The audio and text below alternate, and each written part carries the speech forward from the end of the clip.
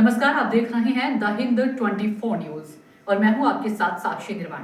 आइए नजर डालते हैं आज की कुछ बड़ी खबरों की ओर। सूरत के सचिन क्षेत्र में एक बार फिर लफंगे तत्वों का आतंक देखने को मिला है। क्षेत्र में स्थित डिलक्स सोडा की दुकान पर एक बदमाश ने उत्पात मचाया।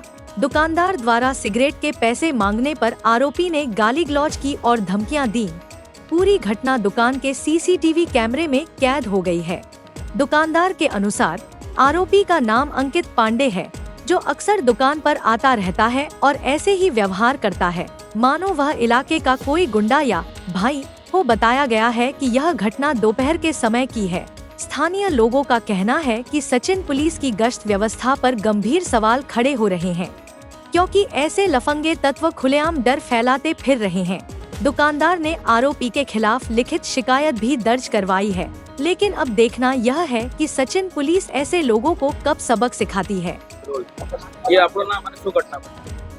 મારું નામ અનિલ યોગાનંદી, સુરત સચિનમાં ડિલક્સ સોડા શોપની દુકાન ધરાવું છું અને કાલે બપોરે 2:30 વાગ્યાના અરસામાં એક અંકિત પાંડે નામનો વ્યક્તિ દારૂના નશામાં આવી અને મારી પાસેથી સિગરેટ ને બીજા માલ સામાનની માગણી કરી, જે ઉધારમાં ને એને મફતમાં જોતું હતું, જે મેં આપવાનો ઇનકાર કર્યો। મેં આપવાનો ઇનકાર કર્યો તો સીધો મારી માથે હુમલો કરી દીધો। મારી કાનની બૂટ ફાડી નાખી છે, માથાના ભાગે વાગેલું છે, ગળાના ભાગે મૂંઢમાર વાગેલો છે। પછી મેં સીધો 100 નંબર ડાયલ કરી અને પોલીસને બોલાવેલી। પોલીસ આવી એ સમય દરમિયાન અહીંયાથી ફરાર થઈ ગયેલો।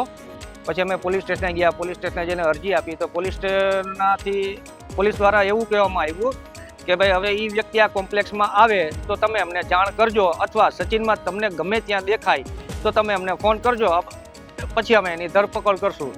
પ્રશ્ન એ છે કે હવે સચિનમાં અમે અમારો ધંધો છોડીને એને ગોતવા તો જવાના નથી સાહેબ।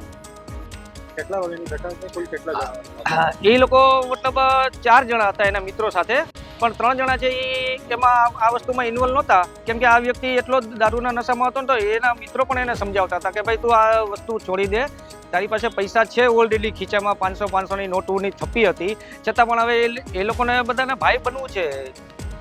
કેટલા વાગે? આ છે કાલે બપોરે 2:30 વાગ્યાની ઘટના।